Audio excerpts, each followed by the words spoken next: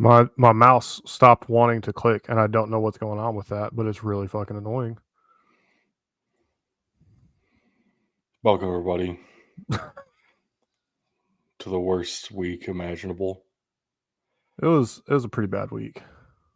There's much pain. I actually had a conversation. This is really sad. I had a conversation with ChatGPT about Ohio State's loss to Oregon, and it was really trying to be encouraging, as all good AI bots are supposed to be. It didn't really work. Not gonna lie, didn't help at all. I am sad. We'll get there. We'll get there in due time. Welcome to the big dudes in the trenches. You're so. What an opener! Oh man, that's probably the saddest cold opening we've ever had. Well, if then I'm being honest. I guess we need a couple Halloween jokes mixed in. So I'll get us started. What did the ghost get on his bagel? Scream cheese. Scream cheese, baby. We're gonna have to keep them going because this is a rough ass week. And why was it so rough, Doug? Because we lost so many of our picks. We got so much wrong. This was I mean, this was a historically bad week for us. I agree with you on that completely. Two of us went under 500. I think that's the first time in BDT history that's happened. Not good. Yeah. And the one that isn't even on the fucking show. And we couldn't go last night, which means we didn't get to pick this awesome Western Kentucky Sam Houston game. We were all going to take the Hilltoppers, but it's already halftime when the show started here right now. So it feels weird giving us credit for that because it is 17-14 Western Kentucky at the half. But Sam Houston's driving. I don't know. It's 4th and 5 now, actually. Probably going to kick a field goal. But that one won't count. And we have a whole week 7 to recap before we even get there. We have a lot of pain to discuss. You know, we'll get to it. I can save it for later in the show. So let's just hop right on in. One rule that hasn't been relevant for a little bit, but will become relevant at some point in this very show. If one of us is attending a game in person, we have to make picks for that game. Yeah, you'll see why that's relevant later in the show. Other than that, it's the same rules as always. We pick whatever games I end up telling us that we're picking. Didn't go well this week, but we'll try again. We'll keep at it. Almost, very nearly a record number of games for us to be picking this coming week. But Bug shot a couple down. And I was like, yeah, that's fair. Well, I shut a couple down. You changed your mind about a few of them too, if we're being honest. Like it wasn't. Yeah. Don't make me out to be the bad guy completely. You started off as the bad guy, and I was telling it chronologically. Okay. I was getting there. You didn't let me go there. All right. Yeah. This is where we were. This is what it used to look like. Oh man. In the before times. Before week 7 happened to us. Oh geez. Almost up to 2/3 for each of us. Honestly. It's going to be interesting to see if we can make it back there. Let's just put it that way. Yeah. That would be nice. You know, I say that, and then we start off with a nice, solid win for everybody. JMU blew out Coastal Carolina. James Madison is the weirdest team. Just They don't know what themselves. The problem with Coastal is that they are very much just a question mark this year. Like, it's so hard to say anything. I don't want to say anything positive about them, but it's just they're making it really hard to even trust them this year. That's the biggest issue. Yeah, I guess should be a bigger concern with Coastal Carolina. A couple 39-7 there is just what a bad look for Coastal Carolina. It was at JMU. JMU has done very well in their immediate vicinity, not necessarily just at home, but also in North Carolina, all around Virginia. They've been having a great season close to home. But yeah, I don't know what to make of this squad. I don't think JMU is the clear away favorite for the Sun Belt. They're really starting to look that way, though. Their highs are so high, it doesn't matter if their lows are so low. Sure. Makes it difficult. Fair. It really does make it difficult. I can buy that. We'll go with that for the time being.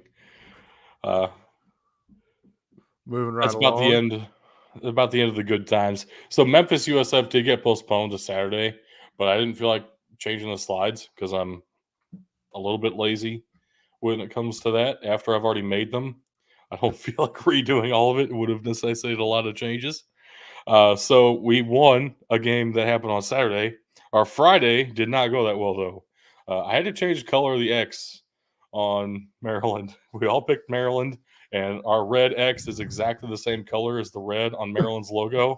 So you could not tell that I'd put the X on there if I just left it red. But the color I chose, unfortunately, doesn't look G-rated. Tell you that much. So Northwestern won, and it's ugly on the slide too. gotta love it. Yeah, I mean, props Northwestern. They did this to us last year too, where we thought there's no chance this team's going to be good. I They've got know. so many issues in the off season, and then here we are again, scratching our heads. Hey, what happened with Northwestern? Why are they winning games that they probably shouldn't? So I think we should start to expect that a bit, and I'm willing to take that on. Be like, yeah, Northwestern's probably just better than I think they are most of the time, but Maryland has fallen off a cliff, and like we knew it was going to be a little bit of a rebuilding year, but man. I mean, this is their MO. This is what they do every year. So I can't say I'm that surprised. It would be disingenuous to say that I'm surprised. I feel like this might be a little bit earlier than it normally happens, though. Yeah, it is. Definitely is. And then I, for some reason, tried to pick Utah. Cam Rising got hurt again. He is out for the season now. He is eligible for an 8th season if he does redshirt, but he's talking Dude about potentially needs not doing that. good. The dude needs to get a job. Him and DJ Uiagalelei. I say the Heisman Trophy goes to his academic advisor who keeps finding classes for him to take because I think he's out of them by now. He'll just make up some classes. I hear they like to do that in college sometimes.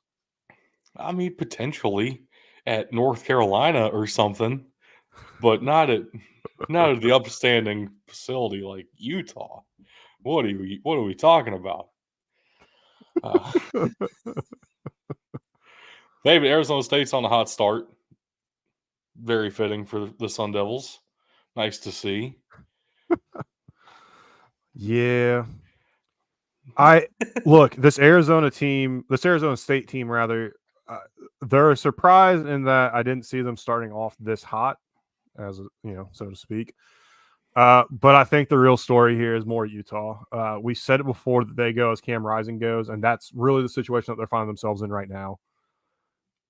Man, I don't know why they. I don't even want to say Cam Rising is the best football player to not play football because he hasn't played enough for me to actually give him that title, at least in my opinion.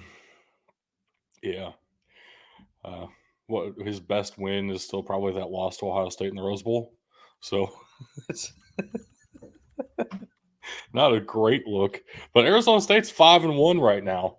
So as much of a wild place as the Big 12 is, why not Arizona State?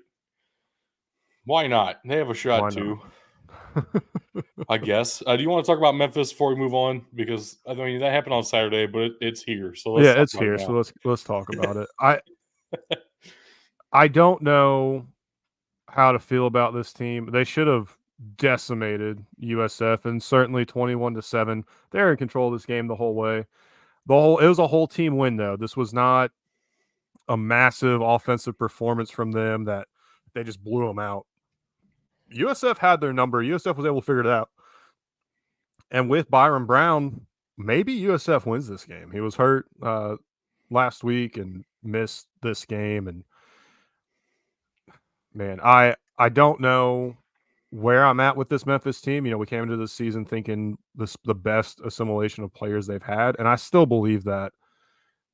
But something's not right. The offense isn't running correctly. I can't put my finger on it.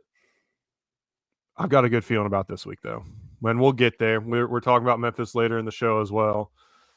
Why? Because we thought maybe they'd be our Group of 5 playoff team, but I also don't think that's going to be the case, even if they win out at this point. So we'll just have to see what happens.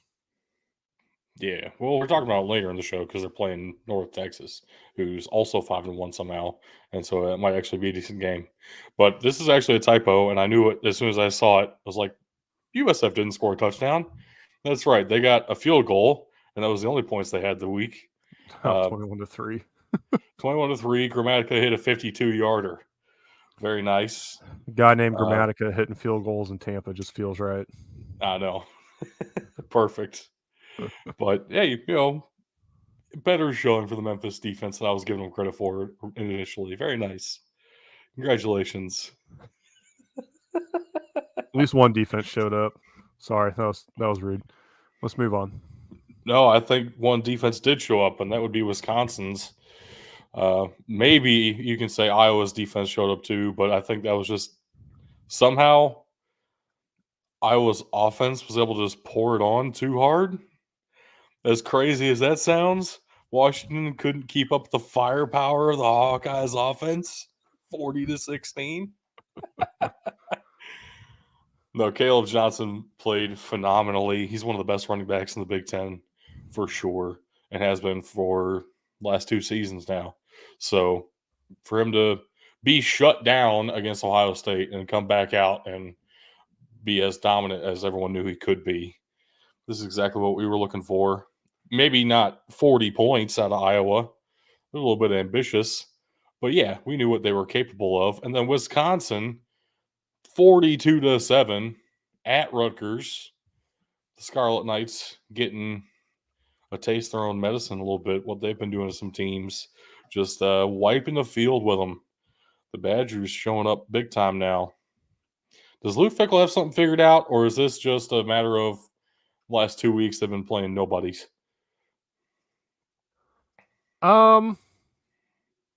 That's tough because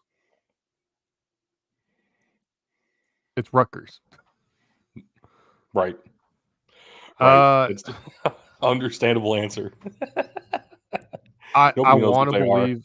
I want to believe that Luke Fickell has something figured out because we saw what he was able to do at Cincinnati, build that program up, get them up to a point where they not just go to the Power 5 conference, they went to the college football playoff as a Group of 5 team, and he got them to a point they get into the Group of 5 conference, or Power 5 conference rather.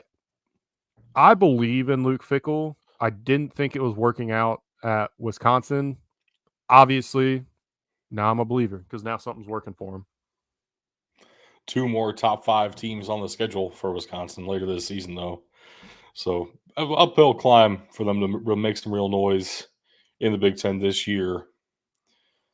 But hey, if something's working, we'll see what happens. Toledo, basically all of our presumed favorite right now in the MAC, just got their asses handed to them by the Buffalo Bulls. What the heck? That would be the MAC. Doing MAC things and breaking all our hearts. So, what are you going to do? Maction is as Maction does. I think Buffalo just has an underrated home field advantage, being the farthest trek anybody has to take in the MAC. Don't normally have to travel that far until you're playing Buffalo, because everybody's like right next door, except for the Bulls here. So you head out to Buffalo. That's a different kind of crowd and a different kind of environment, and maybe it had an effect, or maybe it's just the MAC. Maybe it's just the MAC, and you never really know until the end of the season comes, because that's just how the MAC rolls, and it's fun, but it's also sad and annoying, and I hate it. Yep. Which makes it great. Does it make it great? Yes. Yes, it does. Maction. Next up, we had more games on Saturday, a full slate of FCS games. Hey, the one that Tuck got wrong, we both got right. So, high five to us. Let's go. Let's go Dayton Flyers. All their home games on Facebook Live, and they're getting it done. That's just, what a sport. And then Dartmouth over Yale in overtime. Dartmouth's undefeated to start the season. Are they the class of the Ivy League right now? It's kind of hard to argue, I guess. Beating everybody.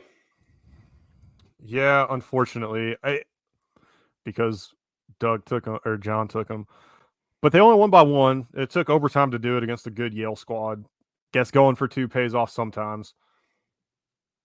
Is Dartmouth legit though? Like, is this the team we're going to say, man, I wish the Ivy League did the playoffs and we get to see more of this Dartmouth team? Are we finally going to see a Dartmouth player potentially make it into the NFL?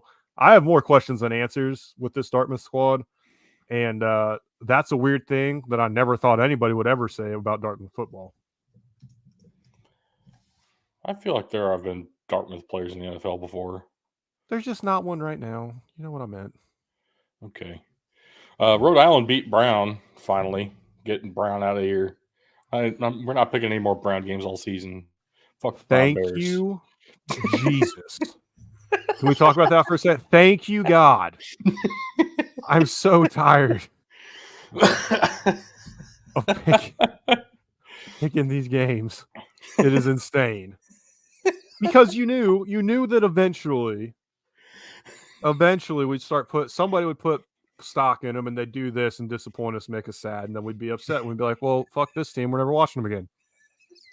I'm glad that time finally came. I'm glad it came against Rhode Island of all schools. At least it was an in-state rival that they lost to. I don't know. Yeah. It was fun while it lasted. You got to admit, the Brown resurgence was very unexpected and very unnecessary.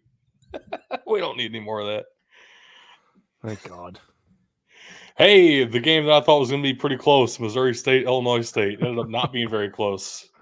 Welcome to the week that I'm having. At least I picked it correctly this time. Yeah. Once. I want to say, too, like, I don't know if you thought Illinois State was going to make it close because of what they did to SIU. I think it's more of an indictment of where SIU is as a team this year. Because I kind of saw this coming from a mile away, and I don't even think Missouri State's necessarily that good. I just know that being in that transition to the FBS probably has helped their squad out more than we give them credit for. I thought being at Illinois State was going to play some factor in this. Missouri State hasn't been phenomenal on the road so far, but they were in this one. So give them credit where it's due. And then Chattanooga also on the road at Furman. The Paladins just suck this year, I guess. Which is depressing because with a name like the Paladins, you'd want them to be exciting, and it is a very exciting name, but the Chattanooga Choo-Choos keep going on. And then the game that I hyped up as the de facto Pioneer Championship game was handled by Drake. The Bulldogs at home took care of the Bulldogs on the road. But we were right. The Bulldogs did win. Yes. In some way, in spirit, all of us were correct. And that's what matters. Nobody was really that wrong. And then we all picked Grambling. And got tomahawked by the Alcorn State Braves. You know, I went back and forth of if I should go really dark and put Steve McNair on here, but like, I don't know, kind of too on the nose. We all got Air McNaird. Unfortunately, Jeez. RIP. And then Houston Christian, who we all picked to beat Southeastern Louisiana, got beat by 30 by Southeastern Louisiana. You know, maybe they listened to the podcast and they heard a little something about how we don't have faith in them anymore because they don't have Cole Kelly and they ain't been nothing since. They're definitely something, at least against Houston Christian this week. You know, if the big dudes in the trenches can provide motivation to the Southeastern Louisiana Lions, by all means, keep listening to the show. If we're locker room material, let us know. We'd love to talk to you about it. You can cuss at us. It's fine.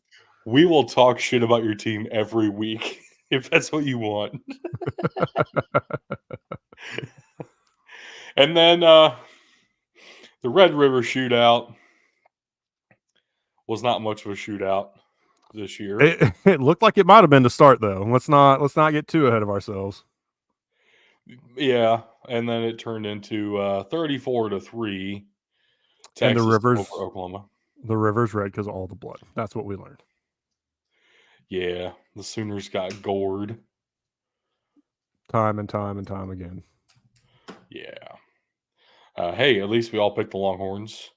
There was a serious consideration, like, you know, it is the Red River. Oklahoma just does that in the Red River. Doesn't really matter what the records are. That crossed my mind too. Hand up, Yeah. crossed my mind too. Texas is back. I mean, I have never been one to say that, especially about Texas, because they've always done it where they look really good. And even last year when they made the playoff, I was like, that's a good team, but a playoff team, really? No, Texas is back this year. Playoffs. Hey, before we move on any further, I have a question for you that I know you're going to get wrong, but I think it's hilarious, and so I want to pose this question. Playoffs? You kidding me? Playoffs? That wasn't the question. Playoffs? So Dartmouth has had one player ever selected in the first round of the NFL draft. Can you name the team that took that player? I will give you a hint.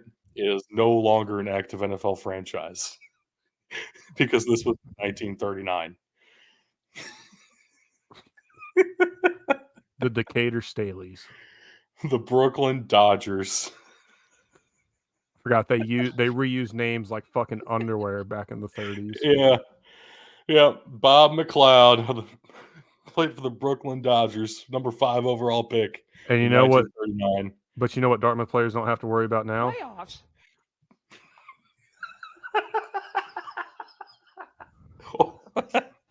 or going to the first round. Also that.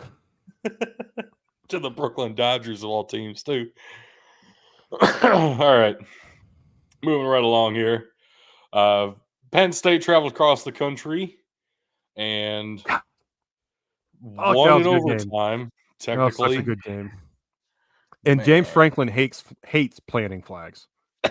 I know, I saw that. Texas planted the Longhorn flag in their own state through a Baker Mayfield jersey, and Baker Mayfield's comments were living rent free in their head for over a decade, which hurt right here for me. And I remember Baker Mayfield running up down the sideline grabbing his crotch, so like that hurt on a personal level. And then James Franklin just making a clown out of himself. Like, it's fucking college football. And it's a grass field. So, like, let them fucking do it. You know what's really crazy, though, is so you remember Baker Mayfield doing all this crazy shit and, like, grabbing his crotch and stuff. So the Browns decided that was not professional enough to be their quarterback. So they went and got Deshaun Watson. Yeah. And last year, after they went with Joe Flacco, they decided to go back to Deshaun Watson. What talk about playoffs? You kidding me? I figured, why would we want to talk about the playoffs anymore? We can just have Deshaun Watson and lose and not score 20 points at all this season in a single game. We're not an NFL show. Yeah. Anyway, USC could have won this game. They had every opportunity to. Yeah. Penn State had to come back in this one. They did. Credit to them. Is this Penn State team different than what we've seen in years past, though? Are they going to be able to survive the Big Ten, win the Big Ten championship, and get into the playoffs this year? You just start to say win the Mid-10. Mid-10, Big Ten. No, this Penn State's not any different than the Penn States we've seen in the past few years. I mean, they win the same way, and USC is a 500 team. They're a above average 500 team, but they are a 500 team. And so, no, I don't want to give Penn State a whole ton of credit for this. They should have won, and they did. But I still fully expect Ohio State's going to beat them in Happy Valley. In the whiteout. Anyway. Notre Dame beat Stanford like we all thought they would. Just, it's a good rivalry game to keep your eye on. Stanford likes to win this for no good reason sometimes. So we wanted to pick it. But yeah, Notre Dame should have won. And they did, 49-7.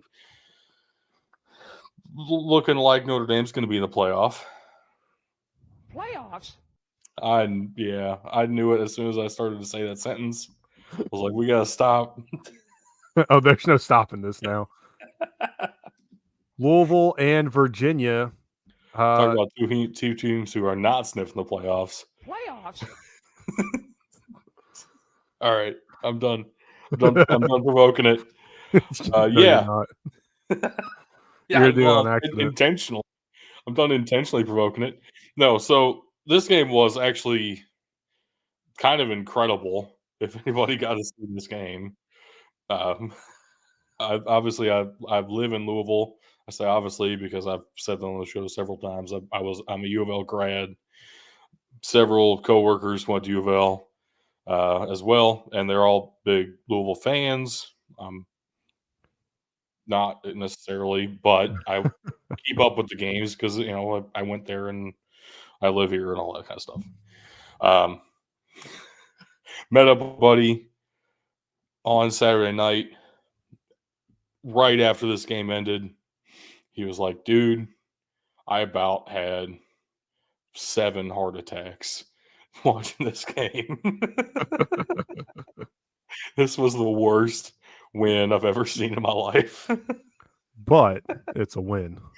But it was a win. And we'll take it because I didn't get many of those this week. So we're taking them where I can get them. And Pitt is undefeated, beating Cal 17-15 at home. Very, very exciting for the Pitt Panthers. Very close conference matchup, which is Very still a weird close. sentence to say. Cal, amazingly to me, falls in the same category as USC. They are an above average 500 team. I think the above average part is what's wild. Yeah. Well, yeah. Every bit of that's wild. But yeah, so Pitt gets a bye week this week, and then they'll play a Thursday night game against Syracuse in Pittsburgh that I will be at. Very much excited for that one. But that's potentially a ranked game, I guess. Like, what? What is this nonsense? And then we all fucked up because we took UCF and we took Georgia State. And I'm tired of taking Georgia State.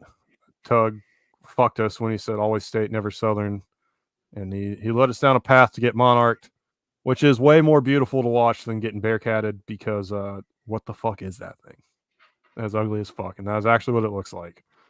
It's terrifying. Which is the reason we're all rooting for Western Kentucky. End of the third quarter, still 17-14 tops. Let's go.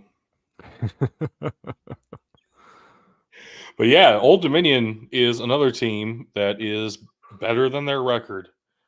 This is their second win of the season. I don't think they've kind of already knocked themselves out of a lot of the race for like the Sun Belt title,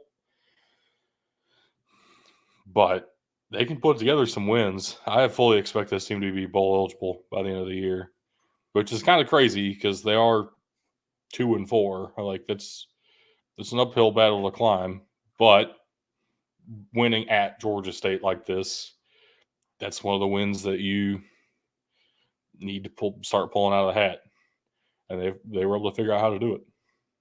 Absolutely. Old Dominion. Yeah, I'm Yep. just sick of looking at this slide. Oh, another win that got pulled away from us. This game was 7-6. Bowling Green up on Northern Illinois for what felt like forever, and then Northern Illinois just found 11 points somehow out of nowhere. And that's a very happy Husky because I've shit talked Northern Illinois so much. Of course, you got to be happy if you're an NIU fan. You pull this game out, especially when I convinced these two guys to go along with me taking Bowling Green in this one. It hurts. I don't want to talk about it. Well, then let's talk about ETSU over Samford. Yeah, let's do that. For the two of us. Absolutely. Samford's definitely fallen off what they were the past couple of years. ETSU on the rise, gets this win at home over an established program like Samford, has to feel good. Buccaneers coming up in a big way. And then Mercer whoops Princeton. Definitely establishes they belong in that top 10 where they are currently ranked. Yeah, Mercer is legit this year. They have a defense of most FCS teams can only dream of. And this Bears team has a legit shot to make some noise in the playoffs. And damn it. Playoffs?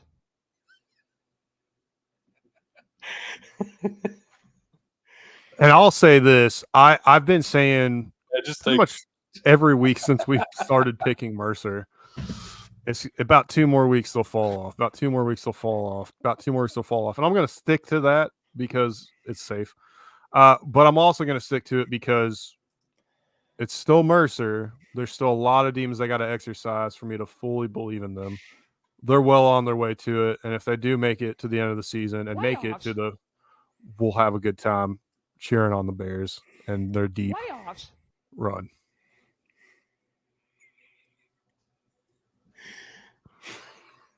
I just want to see Mercer at Alabama. It's going to be a great game. I don't know. We can call it a cupcake this year. Everybody out there thinks I'm kidding. I want to see what this Mercer defense can do against a top 10 offense like this in Alabama. I think that will actually be fascinating. It's going to be the first time. It's going to be the first time SEC Cupcake Week has been exciting. And I don't know that it's going to be the annual ass kicking of Mercer that we've grown accustomed to from Alabama. It'll probably end up like 42-7, but that'll be a very nice first quarter of 7-7 action. It'll probably be a good first half. Let's be honest. Anyway. Hey, BYU is freaking legit, like you've been trying to tell me all season, and I have not been buying in. What'd I say? Where did you get this from? Where did you get this intel? And why did no one else give I've me this watched intel? them play a couple, I've not a ton, but you watch what they do to these offenses at the end of, this is a team that you can legitimately box score watch because you can see what their opponent did this week. Who are they playing this week? Or are they off? I can't remember. Doesn't matter. Look what Oklahoma State tomorrow night. Yeah, tomorrow night, Friday night. Look at what Oklahoma State's done when they've been on. Look at what Kansas State has done when they've been on, and then look at what BYU's defense did to them. They completely shut down Avery Johnson. Oklahoma State's so lost right now; they're going to dominate that game too. And Arizona, they've been a team people have been questioning. They're up, they're down. What is this Arizona team? And BYU came out and said, well, doesn't matter what they're doing. We're better than them. And then I went and picked Central Michigan.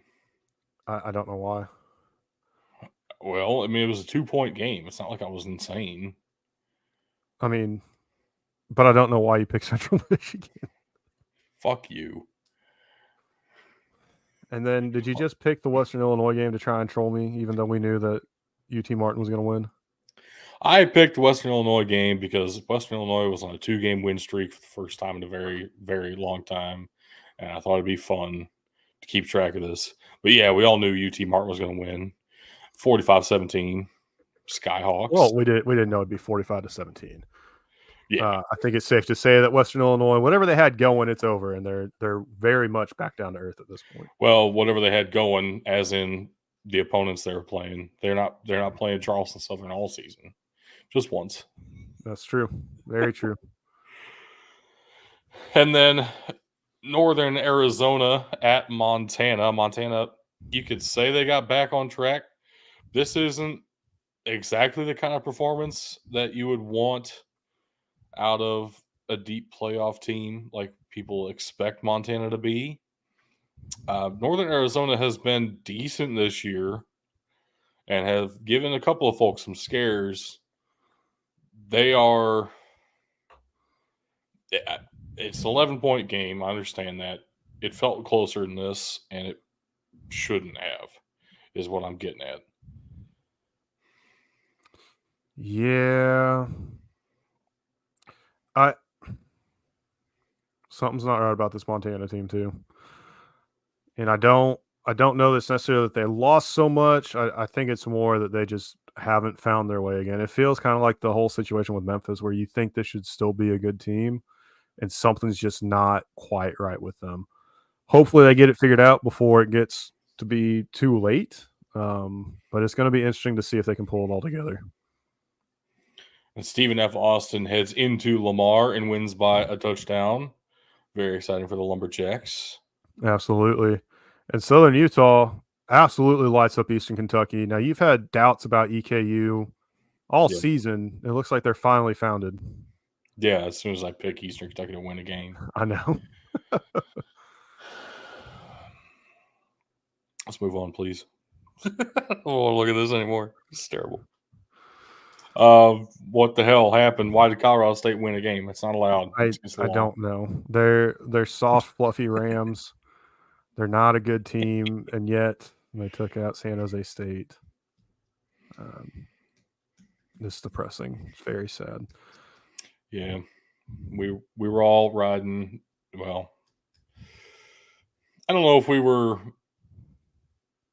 I don't know if it was like a real belief in Niumatalolo, or if it was a combination of the way this roster has performed the last couple of seasons with Brent Brennan in the helm as well.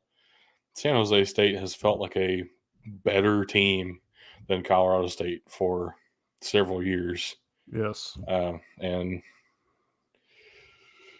yeah, lost by 7 at Colorado State, which sets up a couple interesting matchups that we might get to later in the show.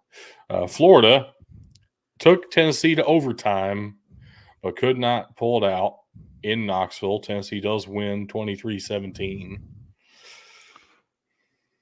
I'm sure you're very excited to talk about this one. Yeah, this is another one. Florida had every chance to win. And they let Tennessee hang around. Were unable to do anything in the overtime period, and then it's Tennessee just had their way with them. It wasn't they might as well have been playing against a practice squad out there in overtime. Tennessee got all the momentum. Home field advantage definitely turned this one at the end of the game there. So I don't know that Florida wins this if it's in Gainesville, but I think the overtime at least is a little bit different. Again, I think everybody discounted Florida so much this year because of how hard their schedule was. They didn't ever stop and look and say, well, actually, Florida's got a decent team. And I still believe Florida has, I would say, even better than a decent team. I'd say they have a good team. Tennessee just got lucky at home. It sucks, but it is what it is. And then Washington State pulls out the 8-point win over Fresno State. in Fresno, the CW magic carrying through.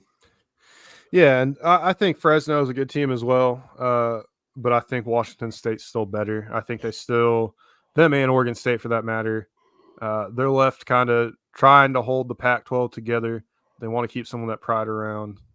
At least the kids there do. So, yeah, Washington State, great win for them.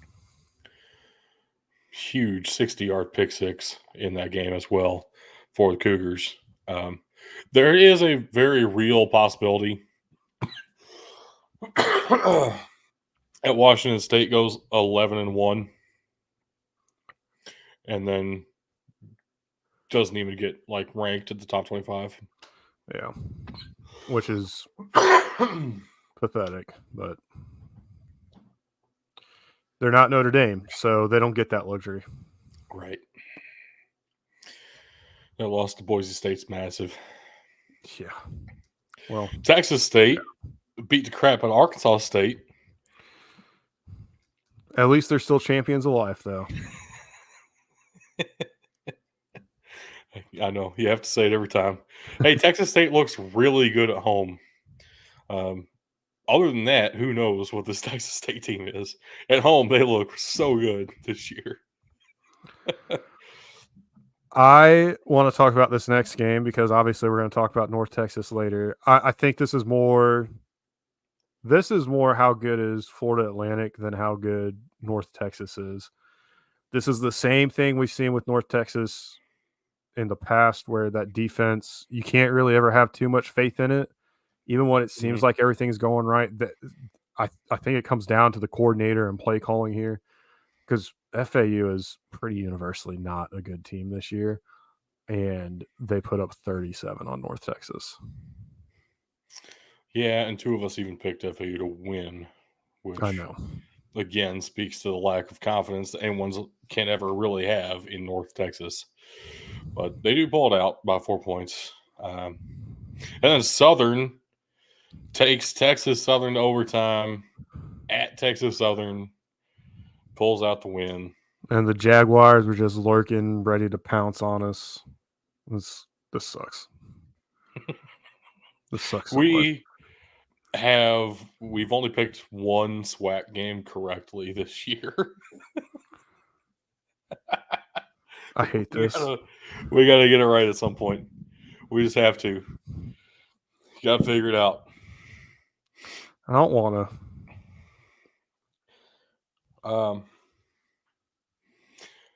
So LSU knocks off Ole Miss. Ole Miss now two straight. Was it two straight losses, or they have a bye in between or something? They're a bunch of fucking frauds. I know that. Yeah. I mean, I'm pretty sure that's exactly what I said. Off. Yeah. Hey, LSU's. I don't know that LSU's legit. LSU is a good team, though, and feels very underrated. I know they lost to USC, and that loss doesn't look great right now.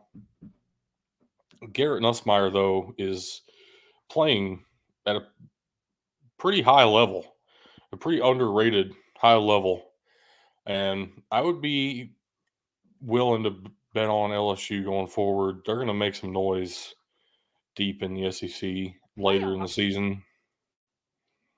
It's not what I said. Playoffs? Nope. We're not talking about playoffs at all until we get to Vanderbilt, who has a shot. You say that, and you're trying to sound like you're kidding. But let's talk about this for a minute. Because the team that they beat, Kentucky, knocked off Ole Miss. Kentucky, we've been singing the praises of all year. Vanderbilt, we've joked, and somehow it's becoming more and more of a reality. I'm telling you, I don't know that Diego Pavia is an NFL quarterback. But damn it if I'm not interested. If I'm look, hear me out on this. If I'm the Carolina Panthers, I'm interested because this dude's got something. some type of leadership that very clearly the Panthers fucking need in their locker room. You do not get two different 5'6" quarterbacks in a room. Just can't do it. If Vanderbilt did not lose to Georgia State, this would be a different conversation. But they lost to Georgia State, and that's just not going to fly. Now, there are auto bids. If they somehow win the SEC, they will be in the playoff. But they still have to go through Texas. They still have to go through LSU in Death Valley. And then Tennessee at the end of the year. They can win one of those. I'm not even sure we can guarantee a win against South Carolina, though. I'm willing to give you the win over over Auburn. At Auburn, even. Sure. That's a win for Vandy. And win against Ball State this week. Sure. They're not beating all three of Texas, LSU, and Tennessee. No, they'll win one. They'll win one. Yeah. Probably Texas. Probably Tennessee. The funniest result. Tennessee. I mean, so who knows? They also lost to Missouri, which doesn't look very good right now. But that was a 3-point loss at Missouri. That one's forgivable. Losing to Georgia State's not. So they have some work to do. They are 4-2. And yeah, they beat Texas.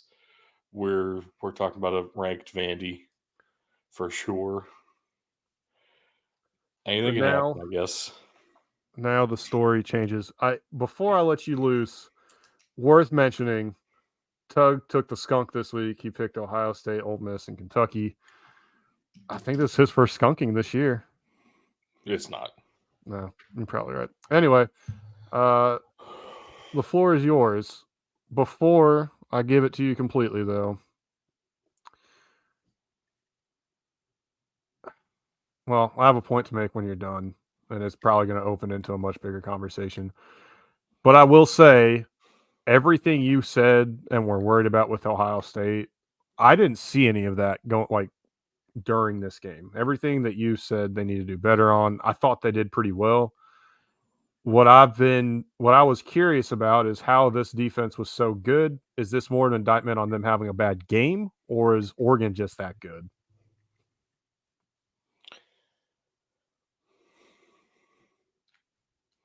I don't remember what you're talking about that I've said Ohio State needs to work on. I think the biggest thing that I've talked about probably is the offensive line, which has been so vastly improved this season. It's unreal.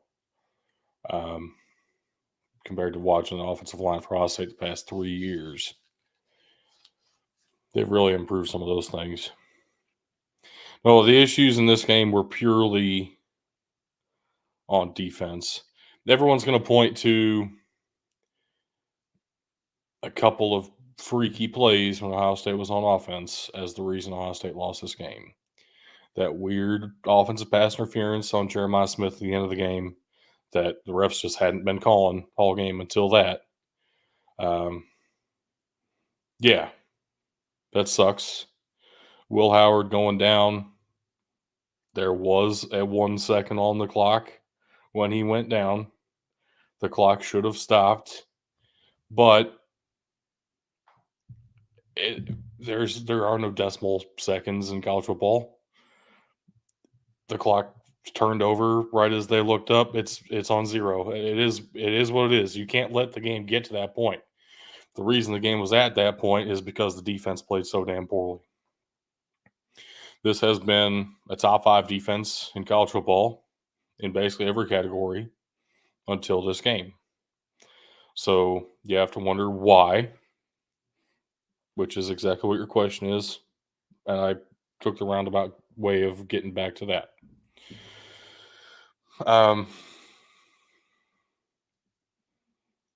The theory on this defense has been the experience and the talent in the secondary means that you need to figure out how to run the ball on this team. And then just pretty recently, we got Tyleik Williams back at D tackle, and we've stopped everybody from running the ball. The one team that threw the ball effectively against us earlier in this season is Marshall. And Marshall, if you'll recall, is the only team Ohio State played until Oregon that put up multiple touchdowns. Nobody else was able to figure that one out. But Marshall did. They put up 14 points on Ohio State because they were able to throw the ball relatively effectively. So what this has exposed now, that secondary is not nearly as good as everyone thought it was. The main culprit of that, and the main guy who's been getting all the criticism, is Denzel Burke. Here's my comp for Denzel Burke. It's exactly the same thing that we've seen with other Ohio State corners. I don't know if it's an Ohio State thing or if it's what, but he plays like Jeff Okuda. And if you put him in zone coverage and you put him in press in short yardage situations, he's gonna own that receiver. But try to leave him alone in man coverage, he will get beat every time.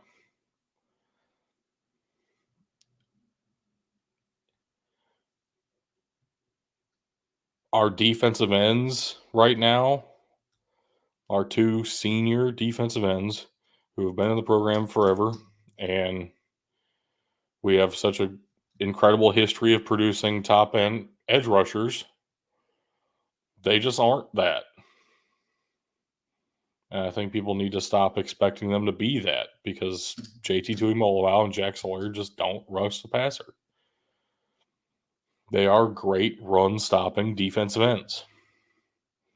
When they get to the NFL, they'll be in rotational, situational packages and nothing else. This is not the same kind of a defensive end class that Ohio State's used to producing. So, yeah, you put them against an Iowa. Iowa's not going to be able to run their offense against Ohio State. And we saw how effectively even an Iowa offense can run against a team who can't stop an Iowa offense. Just against Washington, 40-16. Against Ohio State, that was a 35-7 game. So we can stop the run. But when you throw the ball against Ohio State, get Denzel Burke on an island, you can do whatever the hell you want. Over the middle, our linebackers are so ass at coverage. It is unreal. And we can't afford to play safeties in the box in some tight coverage because we can't leave our corners on islands. Our safeties have to play cleanup for 3 different guys at the same time, and it's unfair.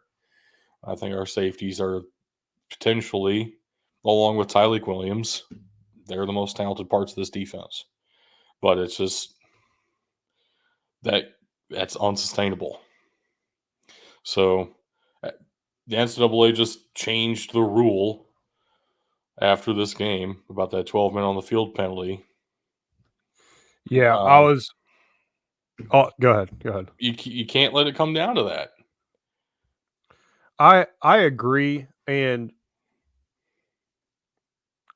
purely from change the teams. All right, make it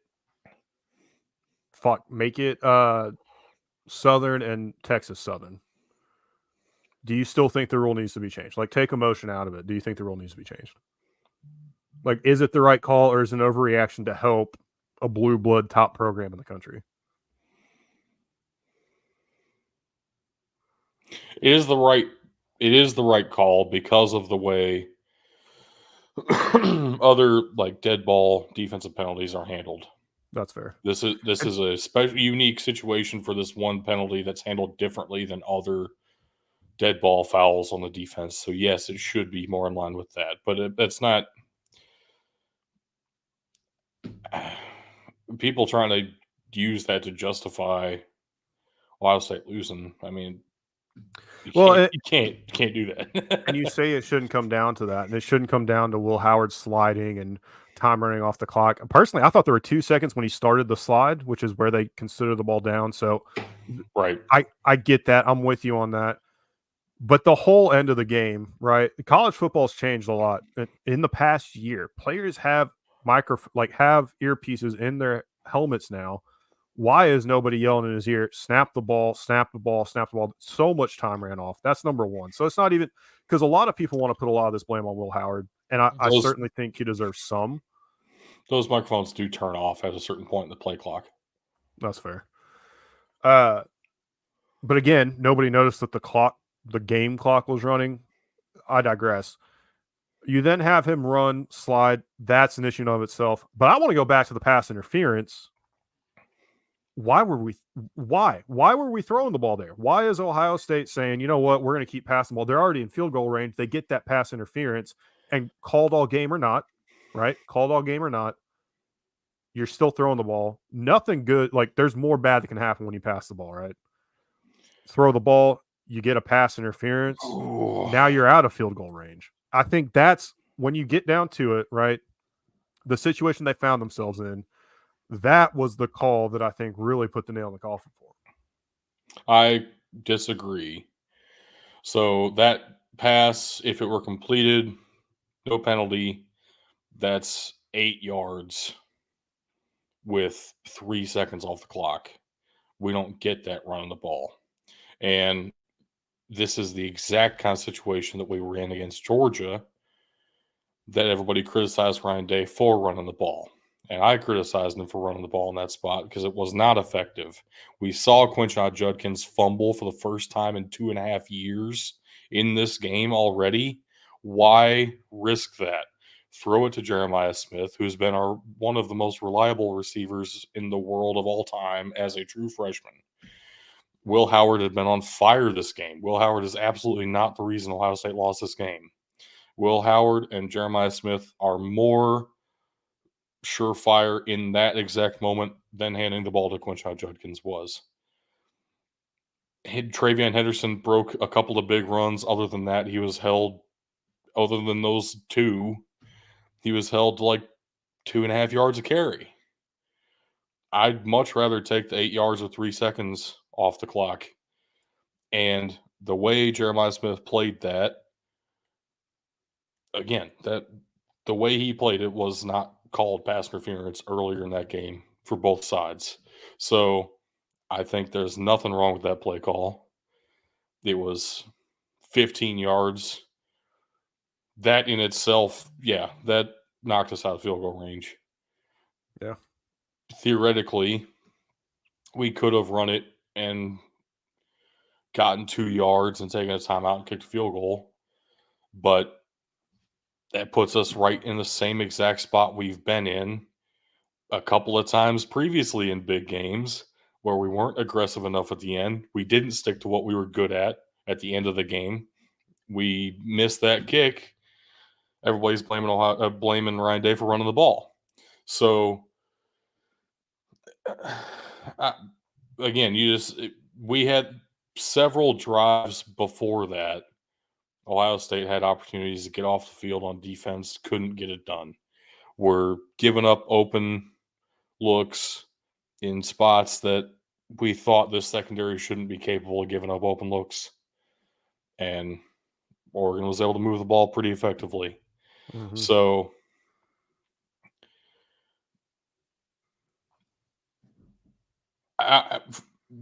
again, completely taking emotions out of it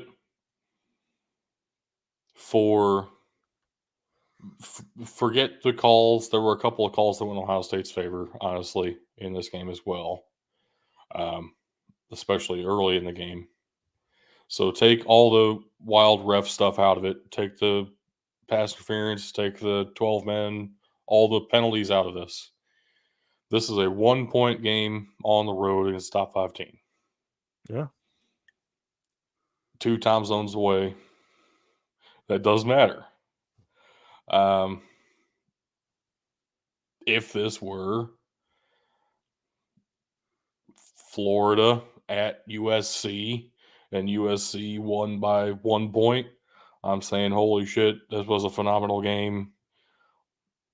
Both teams are incredible. Yeah, and honestly, as a non-biased fan, you're exactly right.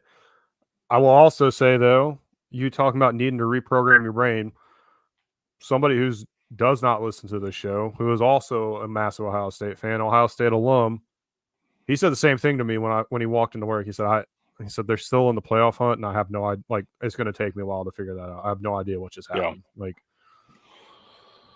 Well, because it's been the mentality, and this is Ryan Day hasn't lived up to this, but this is what he said in his introductory press conference as head coach. It's like, I understand the goal at Ohio State is to win the game and win every game after that. So that is the goal at Ohio State. Yeah. It's to be undefeated all the time, forever. And if you're not living up to that, you're missing out on your goals. And until now, the 12-team playoff, because just a couple of years ago, we lose one game, we're not in the playoff. Mm-hmm. We lose at Purdue. We lose at Iowa. Urban Meyer teams that were better than the 2014 national championship team, to be honest with you. Lose one game, we're not in the playoff at all. Mm-hmm. So, yeah, we lose one game in the years past. There goes all of our goals. And it's not the case anymore.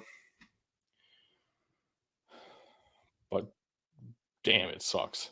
And this is why this is actually a very significant reason why I can't stand watching NFL football, because teams go 8-8 and act like it was a great season. Not even a thing anymore. They go 9-7 or 9-8 and act like it was a great season. You say that, but teams been able to go 6-6 and call it a great season because they got to go to a bowl game.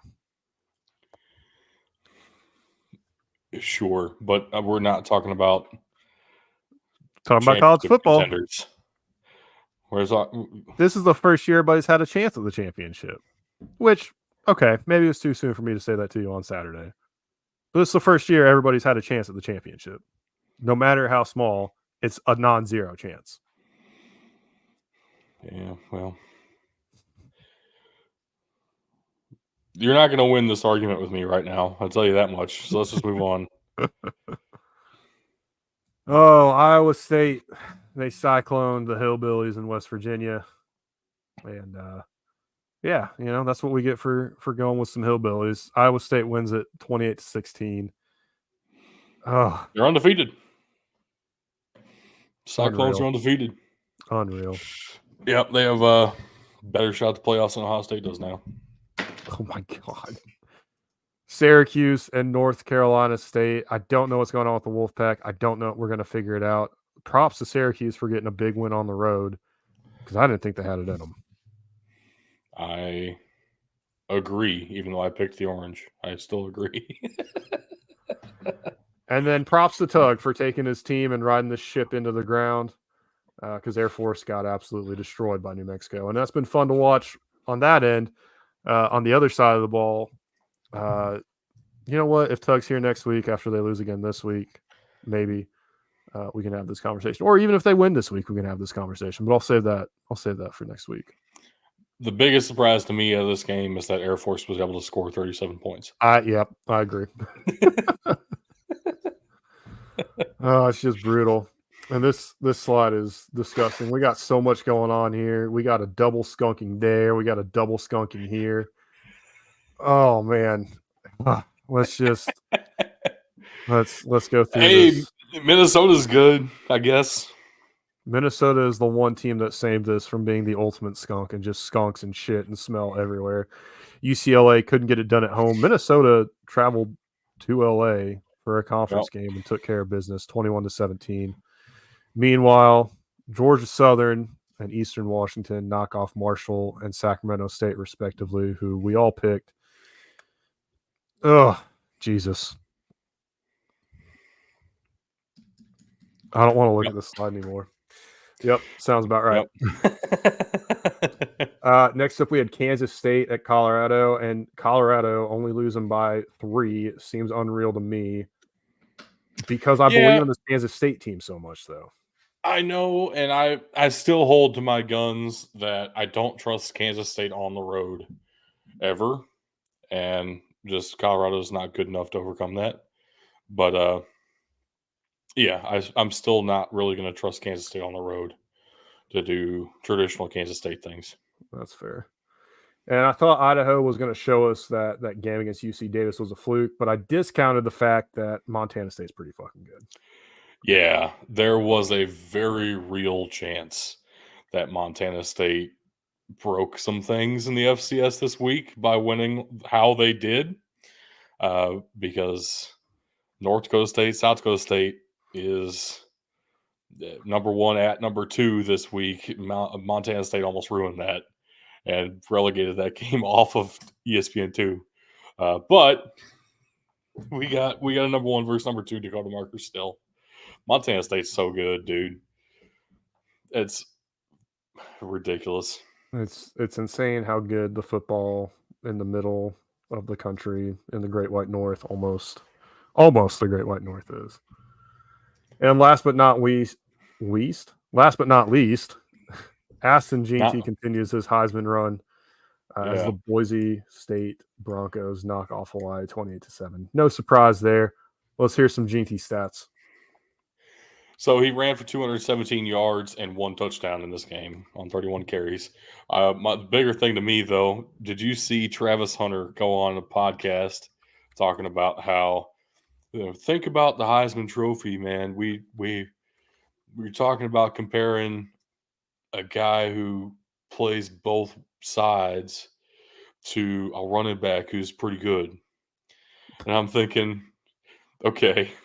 I mean, first of all, hold on. First of all, we've had a Heisman Trophy winner who plays both sides of the ball, the same positions that you play, more recently than we've had a running back as good as Ashton Jeanty is right now. Yeah. Let's slow our roll here. I want to do something fun here. If I can figure out a way to pull this up. Uh-oh. And I wish I had thought of this before, since we are looking at Ashton Jeanty. And realistically, yes, the last running back Heisman winner, Reggie Bush, not that long ago. However, no, we've had more recent running backs than that. I was talking about comparing him to Barry Sanders in '88. Well, that's what I'm the saying. level he's on. That's where I'm going. So, this was October 8th. Ironically, October 8th last year, or October 8th in 1988, not only did Barry Sanders have a game, he had a game against Hawaii? Colorado. Oh, okay. Where he ran on 24 attempts for 174 yards and 4 touchdowns. So very clearly the touchdown category a lot bigger there, but not so much in the yardage. And let's be real, they're probably going to hand the ball off to Barry Sanders inside the 10-yard line no matter what. Yeah, Jeanty beats him on yardage on October 8th. Let's go. Will he beat him at the end of the year? I don't know, but I think it's going to be fun to keep track of as we continue on through the season here. Also, Western Kentucky's opened up a 31-14 lead kind of out of nowhere. Yeah. It's getting out of hand. Very nice. You want to yeah. Let's get the pain and suffering over with. Both you and myself finished below 500. You by 3 games, and me by 1. Tug, on the other hand, 29-20 on the week. He is our champion this week. The sad thing is, I didn't even win enough more than you to really catch up. Our standings sit 173 and 94. Tug in first place, almost to 2/3 correct. Doug, his percentage still went down though. Yeah, that's how bad this week was. He won by a lot and still worse than he's been doing. You're sitting at 164, 103 with 61.4%. And I dropped out of the 60s barely, 159 and 108 at 59.6%. So it rounds up to 60. Man, college football just got wild this week. It was a big week, and we dropped the ball a little bit there, I will say.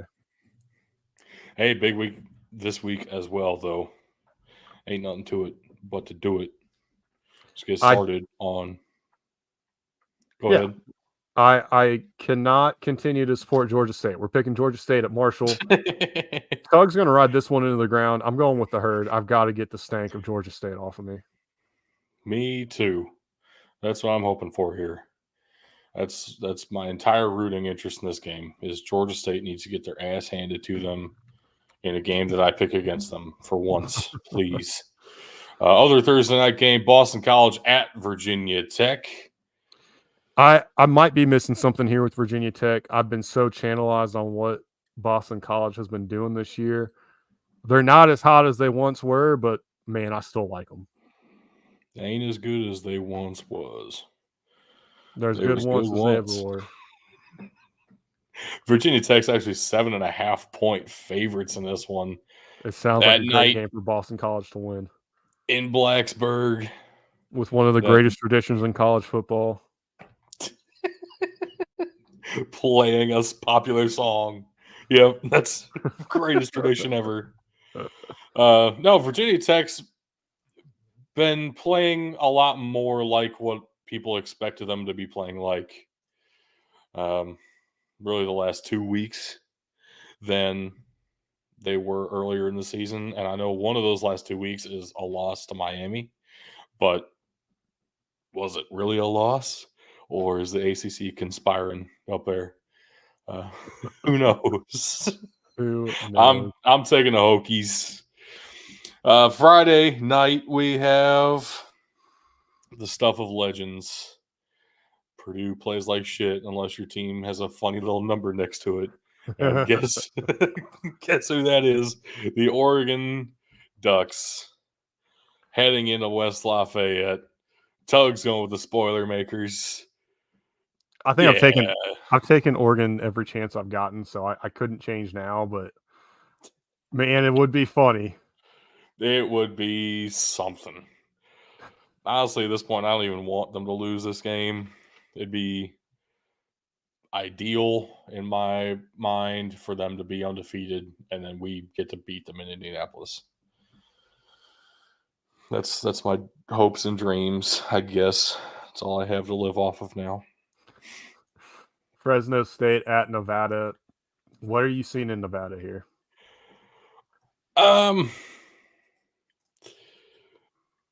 Savion Red is really good at running back. Enjoy him. They beat Oregon State somehow last week. That shouldn't have happened. I feel like you're grasping at straws here. I am. I definitely am. But it would be cool. And that's good news for me and bad news for Tug, who decided to also go with Nevada. I'm taking Fresno State.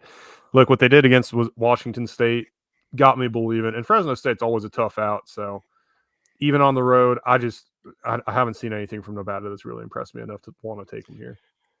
You know what is crazy, though? Mikey Keene has thrown 8 touchdowns, 8 interceptions on the season. If that keeps up, it's going to be hard to live with. Fresno State doesn't exactly have the greatest thing going at quarterback. But then for Nevada, you're looking at 9 touchdowns, 5 interceptions from Brandon Lewis. So it's not like I'm picking Nevada to win the turnover battle. Let's go with that. Fair enough. Next up, we got the U going to Louisville. Louisville just had their ugliest win many of their fans have ever seen. So it only makes sense that we're all going with the Hurricanes. Oh, I fully expect this to be a disgusting, ugly game too. And Louisville probably should win at some point, and then Miami's going to pull it out their ass. That feels to be like what Miami does now. Their MO. Miami's favored by 4.5. If they could score half points, Miami would be the one to figure out how to do it this year. That's how Miami's season's going. And then Nebraska at Indiana is a top 25 matchup. There would have been, except Nebraska didn't get ranked for some reason, even though they're 5-1. Indiana's 6-0. And I still think Nebraska is the better team. This game has playoff implications. We're going to let that one soak in. I'm not even hitting the button. We're just going to let that one soak in. Nebraska at Indiana actually has massive playoff implications. That's such an insane sentence. Jim Moore can't even do it credit. This game does have legitimate, massive implications, as you said. I don't think that Indiana is quite the football school that Nebraska is. Because Indiana is only the football school because football's cool now. Nebraska's been the football school when football sucked. If this game was at home for Nebraska, if it was in Omaha, you're taking Nebraska, right? Yes. Yeah, I think everybody and their brother is. They don't even play in Omaha. If it was in Lincoln, Jesus. I knew what you meant. Yeah, the reason I'm still taking Nebraska is because, Indiana's 6-0, but who has Indiana beat? You could say the same thing about Nebraska. They beat Western Illinois. It's very impressive. Fuck you. You could say the same thing about Nebraska, and Nebraska did lose their best matchup this year so far at home. But I do think Nebraska just has a little bit more edge there. And Rayola's been insane this year. Like, gotta give it up for the freshman. I think the most indicting thing for Nebraska, they were only able to beat Purdue 28-10. That's the worst loss of either of these teams right now.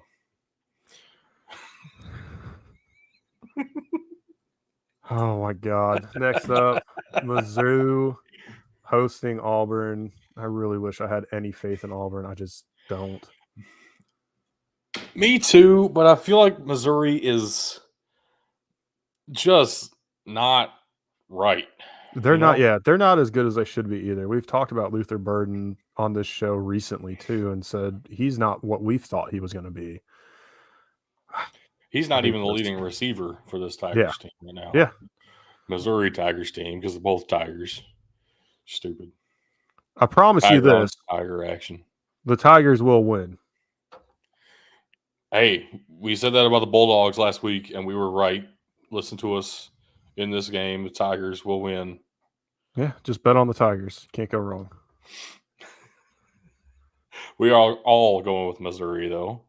Wisconsin at Northwestern. This at Northwestern bit has me a little bit flustered because Northwestern is adding on to their makeshift lakefront stadium. It's going to be rocking. But will it be jumping around? Another fantastic college football tradition. If you don't know what Bug's referencing with all this, you gotta join the Discord. We talk some shit about this best traditions in college football list that was like half just playing a song over the loudspeakers. In fairness, I think half of your disdainment comes from the fact that Mr. Brightside made it for Michigan. Because, and hate Michigan all you want, but you want to talk about traditions, jumping up and hitting the fucking Booster Club banner is way better of a tradition than playing fucking Mr. Brightside. Exactly my point. Put that on the list if you want something for the team up north.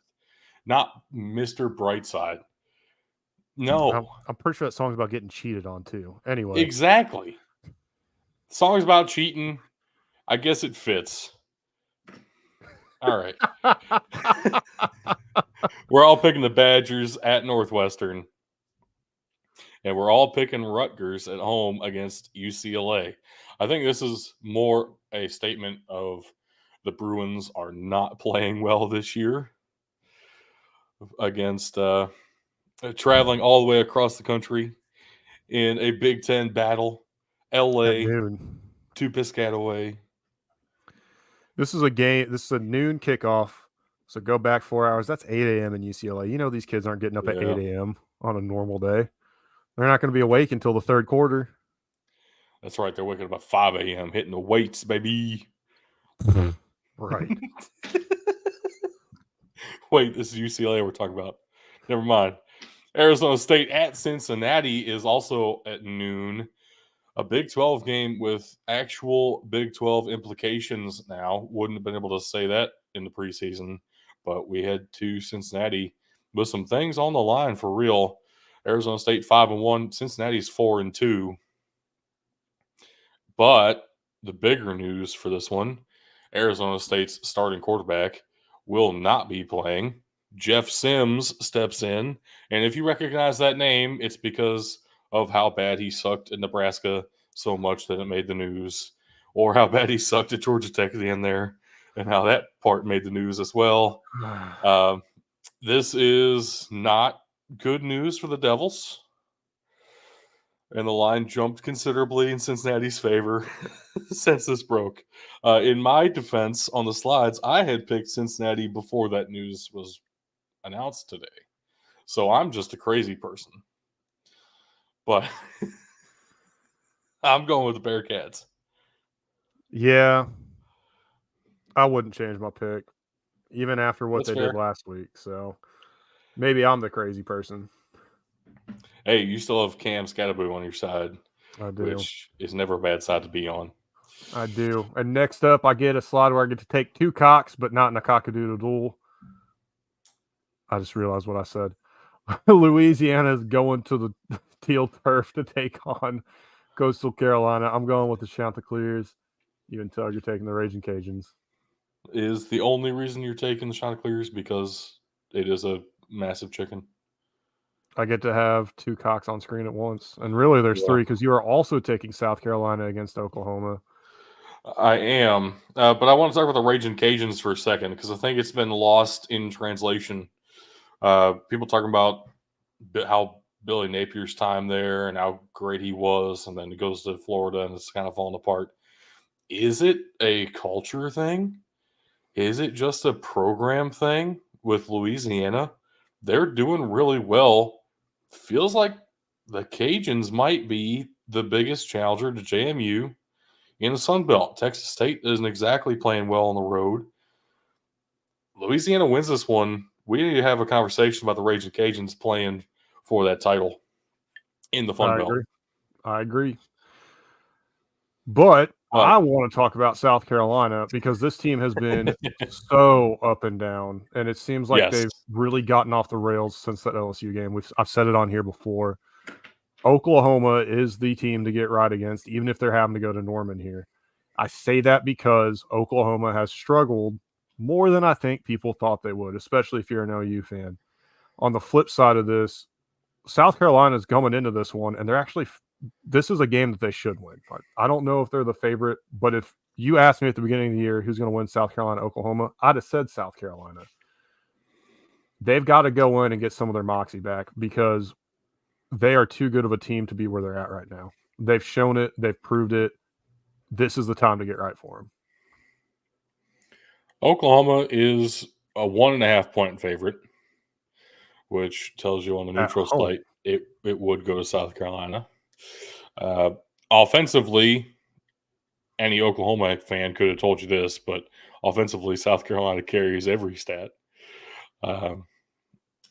It comes down to how much this home crowd can help them, how much the defense can show up for Oklahoma, which is very inconsistent.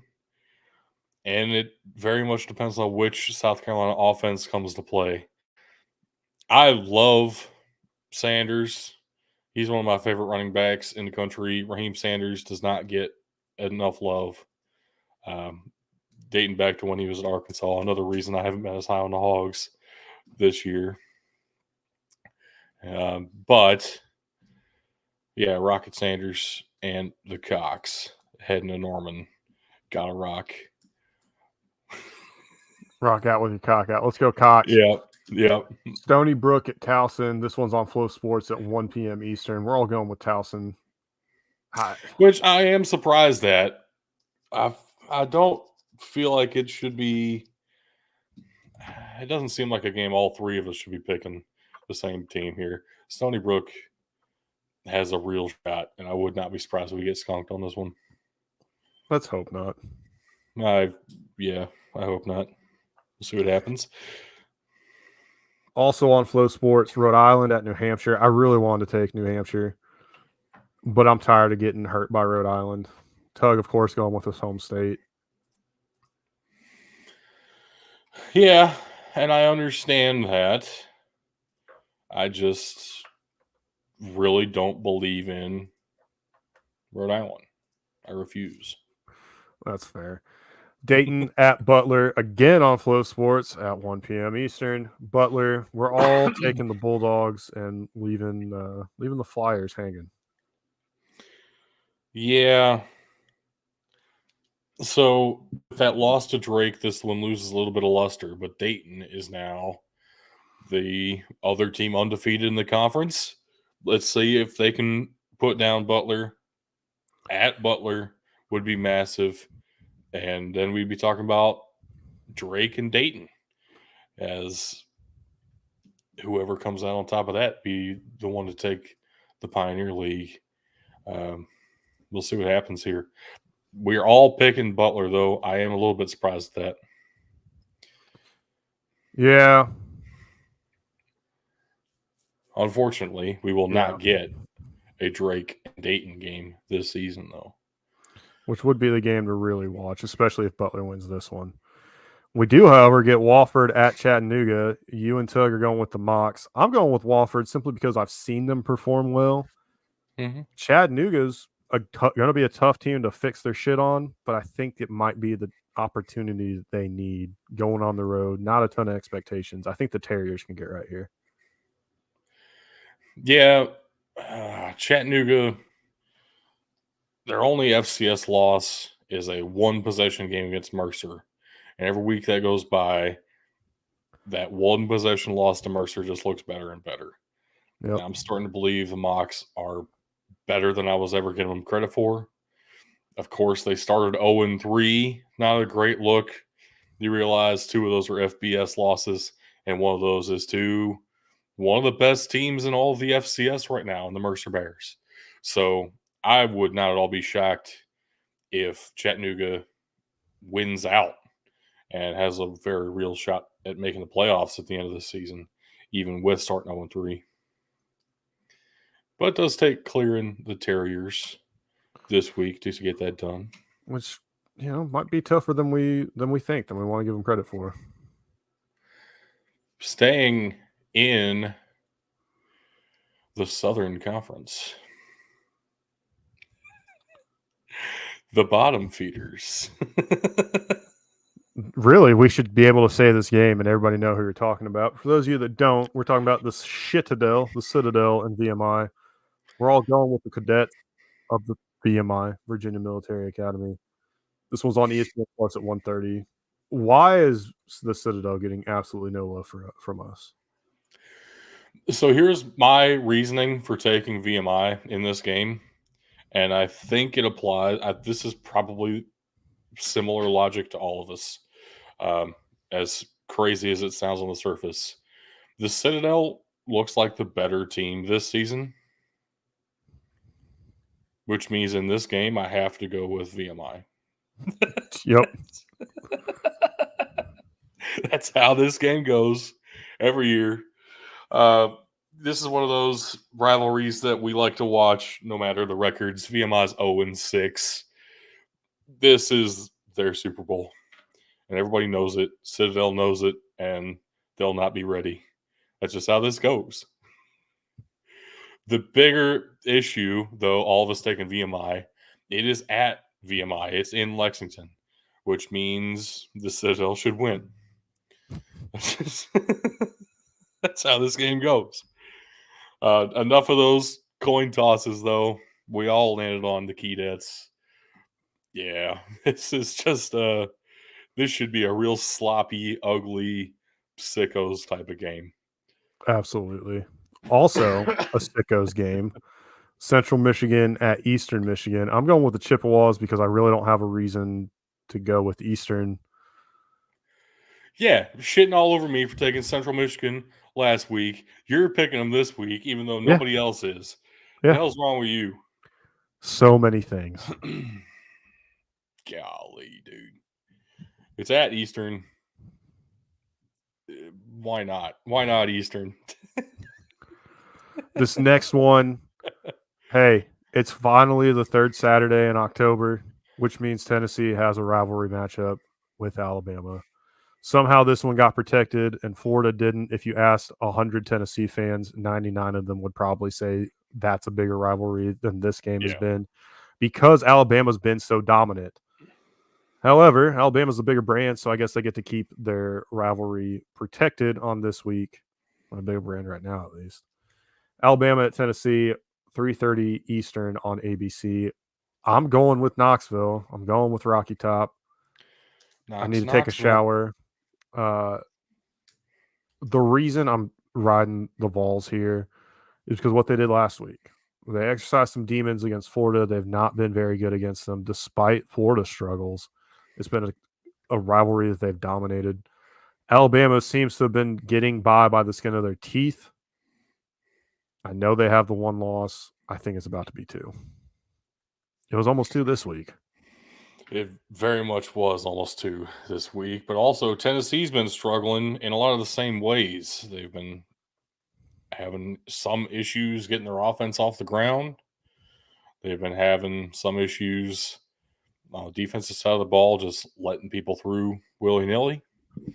That Arkansas game was not all that inspiring. I'm going to say this is a shootout, that neither defense comes to play, and that the senior quarterback gets the better of the freshman quarterback. That's my logical reasoning here, which means it's going to be wrong. Yeah. And if the senior quarterback wasn't Jalen Milroe, I would agree.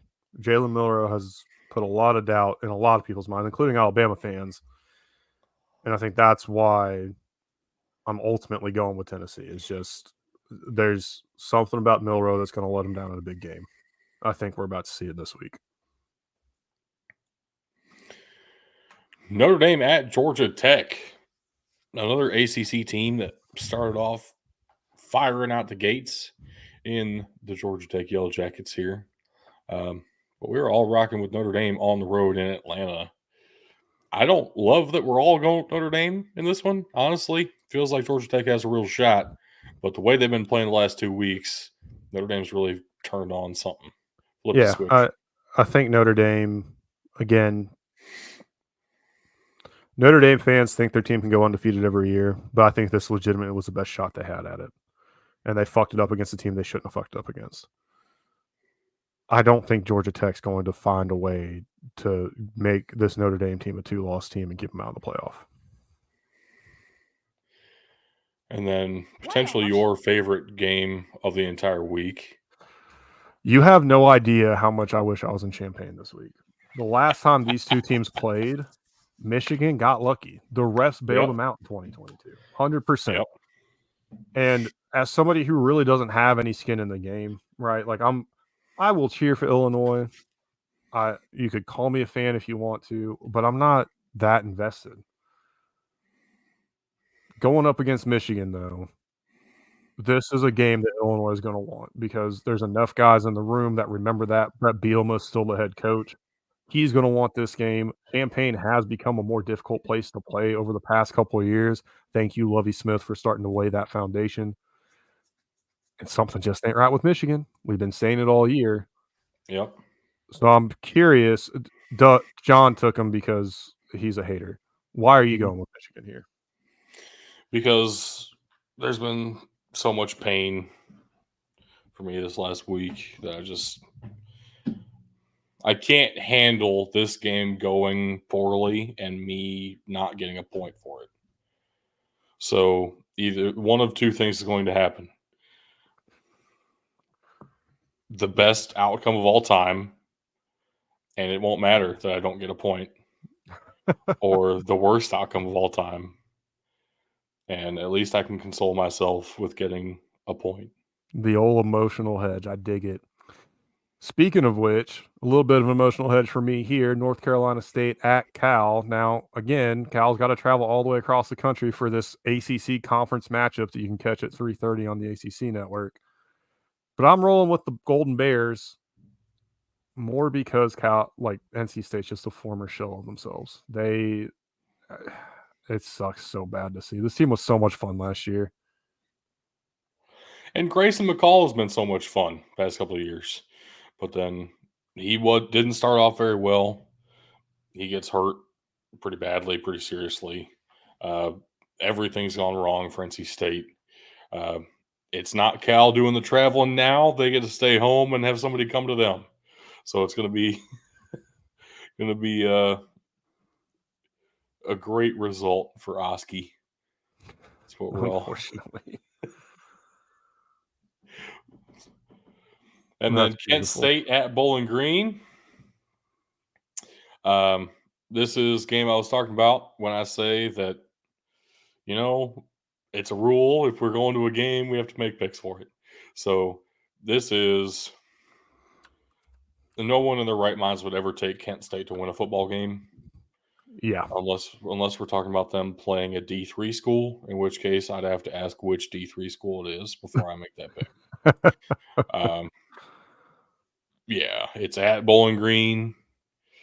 But hey, I'm visiting a buddy who's like an hour away, and I asked if he'd want to go. He's like, okay. So we're going. That's how this happened. And it was only like $14. Nice. Speaking of buddies, Ohio at Miami of Ohio. I've got a buddy that's an Ohio alum. So until they've scorned me and burned me multiple times, I'll keep riding with Ohio. You and Tug are taking the Red Hawks, though. Yeah. I feel like Miami has been hard done by this season in a lot of ways. Schedule makers weren't really doing them too many favors. Unbelievably, they kept everybody close, though, even playing at Notre Dame. I know Northern Illinois beat Notre Dame. It should never have happened. Honestly, Miami is the better school out of the MAC than Northern Illinois. And they kept it relatively close until the end. Notre Dame happened. Cincinnati got to come to Miami. Big rivalry from a long time ago. Big 12 school visiting a MAC school now. Really cool environment. It was awesome. But yeah, Cincinnati's outgrown Miami. Everybody kind of knew that. Ended up being a 2-score game. Okay. They keep it a 1-score game at Northwestern. That's really cool. And then a team who has been in the MAC race for a little while now in Eastern Michigan, they just put down by 3 scores. This is a highly competent team that had such a brutal schedule. I feel like they're more battle tested than anybody in the MAC. And I'm going to rock with one of the most experienced quarterbacks in the country who's actually playing like it in Brett Gabbert. Miami should have a legitimate run for competing at least for a MAC title. They already lost to Toledo, but they get Ohio at home. They get Central Michigan at home. They get Northern Illinois at home. This is a legitimately dangerous Red Hawks team. They need to handle business here, but I think they can do it. And that leaves, last but not least, Western Michigan at Buffalo. I do love this old Western Michigan logo, but I have zero faith in the Broncos. So you and I are riding with Buffalo while Tug takes Western Michigan. Yeah, I'm taking this one. I put this one in the slides, I should say, because it was shocking to me that Western Michigan is actually the favorite heading out to Buffalo. We've seen what Buffalo can do at home against the MAC school. Western Michigan's favored by 1.5 right now. I do not buy that whatsoever. I'm taking Buffalo all the way. Absolutely. Next up, an even better logo, Delaware at Richmond. Look, Richmond. Oh, man, they lost to Wofford. And I know I just talked about Wofford and how I believe in them, but that's why I believe in them. And I have serious questions about Richmond because Sure. Wofford has not delivered since then. Sure, but I think Delaware might. Delaware has not been Delaware since the mid 2000s. So for them to be 6-0 right now, that's awesome. I feel like there's going to be a letdown coming. And why not at a Richmond team that people might start to overlook, but at the same time, they're 4-2. Like, this is not a bad Richmond team by any means. It's just a Richmond team that doesn't live up to the Richmond standard the past couple of years, maybe. They can change that narrative on a dime with this game in Richmond against the Delaware team that we're all picking. But, yeah, I think the Blue Hens are probably too talented to let this happen this week. But I would not at all be surprised if Delaware drops one that doesn't make sense for them to down the stretch here. Next up, we got Florida A&M at Jackson State. We're all taking the Tigers out of JSU, which is fun because the next game is Tennessee State at Howard. This game's actually being played in D.C., and we're all taking the Tigers of Tennessee State. Back-to-back Tigers, even though Florida A&M's given us plenty of reason to take them. Yeah. Yeah, but it's at Jackson State. It feels like this might end up being another SWAC blowout, unfortunately. Which, now that I say that, it's going to be a SWAC blowout in the opposite direction.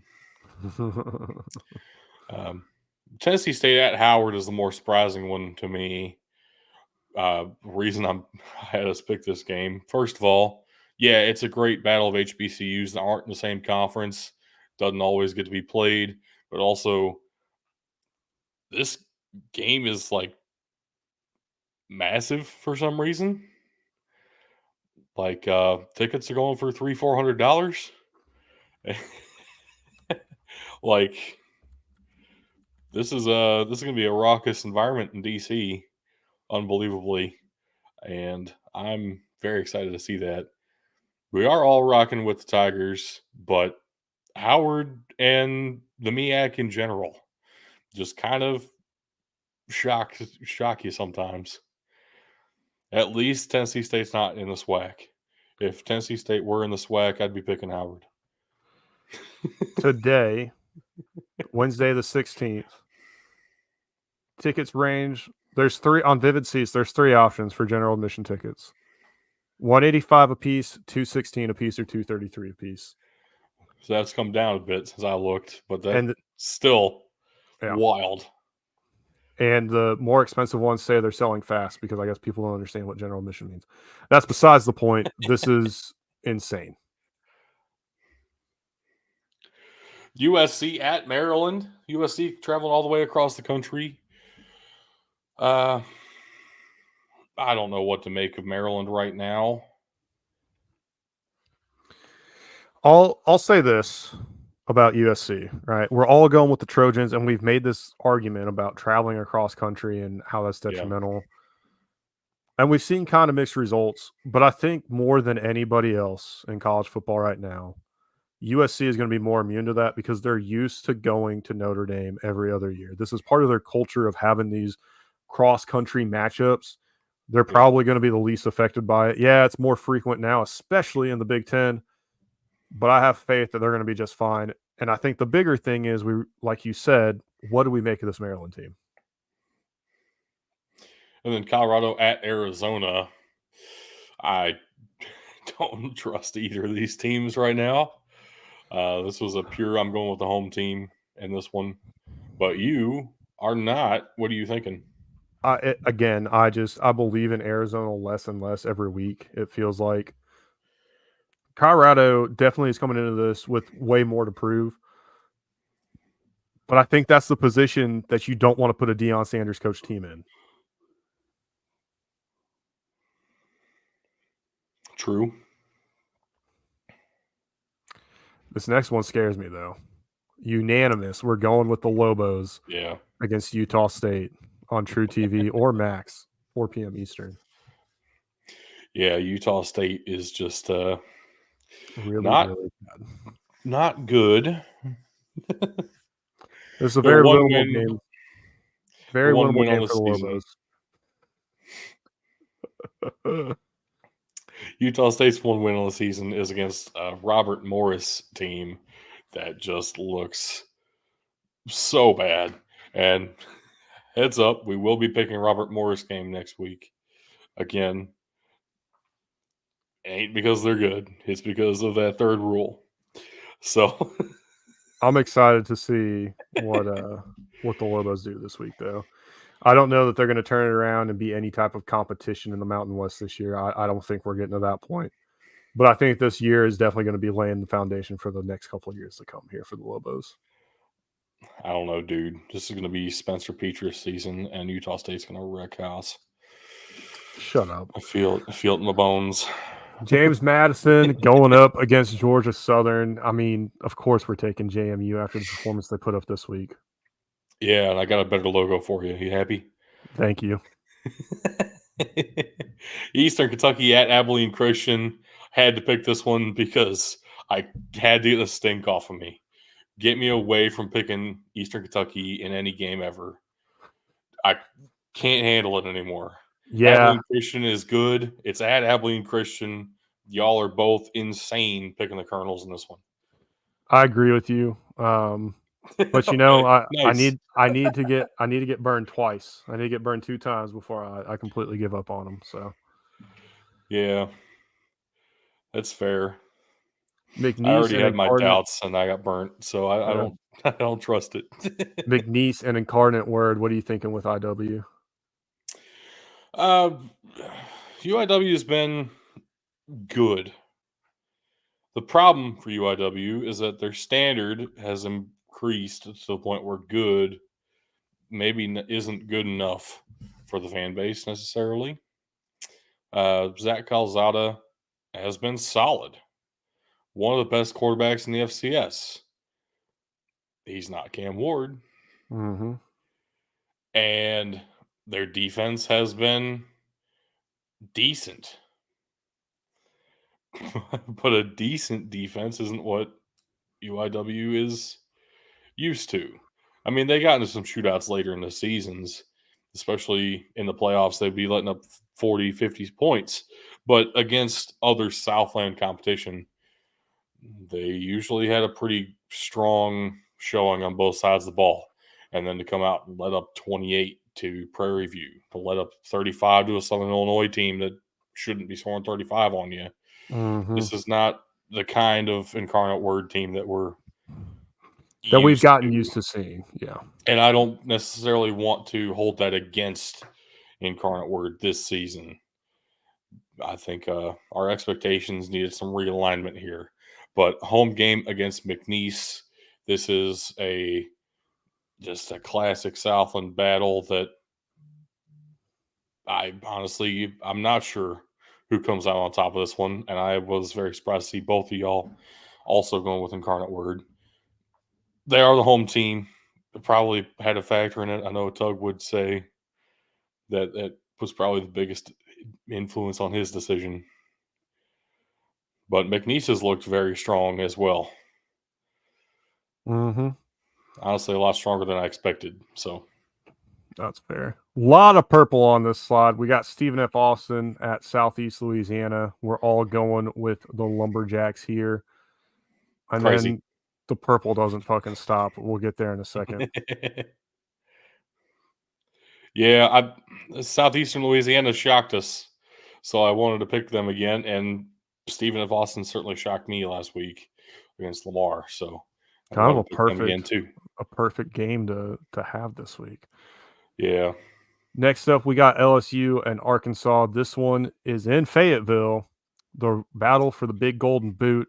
Look, Arkansas knocked off Tennessee in just a normal old game. Yeah, there's probably a little bit of hate and animosity there. Normal matchup. They've had a bye. They didn't do so hot in their last rivalry matchup, but they were coming off that big win.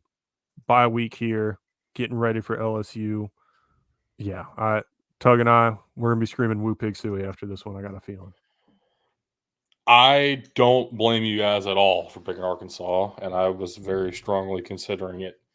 I hate to say this. I'm starting to believe in LSU, Ooh, and that sucks. that's a scary thing to admit. And I'm going to get burned on that later in the year. I'm fully prepared for that. I won't be picking them every week, but at Arkansas, even I'm taking the Tigers. And last but not least, another cat that might sneak up on us because none of us are taking Southern as they host Alcorn State. We're all going with the Braves. Yeah, well, what did we learn? What did we learn? Texas Southern, Southern. We ain't learned nothing. Nothing. Didn't learn a goddamn thing. And again, another great matchup. Both of these teams skunked us, so there's potential for Southern to do it back-to-back weeks, or Alcorn could be a bro and help us out this week. Alcorn and Southern are both undefeated in the SWAC right now. Actual, real implications for who takes the West, because nobody else in the West seems like they can compete. We're talking about a Texas Southern team that just lost to Southern embarrassingly. Everybody else who's good is in the East. We've known that about the SWAC, but we didn't know Alcorn to be one of those teams competing for it. So that's crazy. Just crazy. Georgia at Texas. Why are your horns bigger than everybody else's? Well, maybe give it a little click there. See what happens. Oh, horns down, baby. Going with the fucking Bulldogs. Man, let's go. I don't even know if I would go with Georgia at home in this one because Texas has been that damn good this year. Exactly. Yep. Sounds like a great reason to take Georgia. Keep talking that shit. Yeah, Texas at home and was going to have a playoff atmosphere for sure. This is an insane matchup that we get. Back-to-back weeks, we've had at least one absolutely insane top-tier matchup. What a great year of college football. Texas, this is going to be a put-up or shut-up game. I've been saying Texas is back. It's time to put it all on the line here. Got to ride with the Longhorns. Tug, I don't know what his thinking is, but it's probably because Texas has that funny vertical number right next to him, which is also equal to the number of wins that Air Force has. Anyway, that wasn't fair. He's not here. Everybody's counting Georgia out. Yeah. Everybody's thinking the Bulldogs are done, have no shot. That's exactly the kind of thing that Kirby Smart has wanted us to believe about the Bulldogs for 3 years now. So he finally got his wish. Let's see what he can do with it. This is one of the most talented rosters in college football. And for everyone to just turn around and assume they have no shot in this one is wild to me. I understand the loss to Alabama looked awful in the first half. Second half, Georgia was definitively the better team. I understand they let up 31 points to Mississippi State. Mississippi State cheats every week with those dang cowbells. It's so obnoxious and annoying. I don't trust any result out of Mississippi State. Forget that. Throw it out. Because this is a whole new game. This is in Austin. Everybody's going to be showing up for this one. Both sides. So this is going to be strength on strength everywhere. I'm actually really excited for this. It's going to be a great game. Should be awesome. Next up, we have Kansas State at West Virginia. I know Kansas State struggled on the road, but I still believe in them. I fully understand why you guys are going with West Virginia here. Yeah, and I don't trust West Virginia either. So we're just it's a great feeling. We're stuck in a vicious Big 12 cycle. Next up, we got Iowa at Michigan State. And yeah, Iowa has an offense, ? And Michigan State's Michigan State. Yeah, but Iowa is still Iowa as well. I don't love them. I don't think anybody could love them except Iowa fans.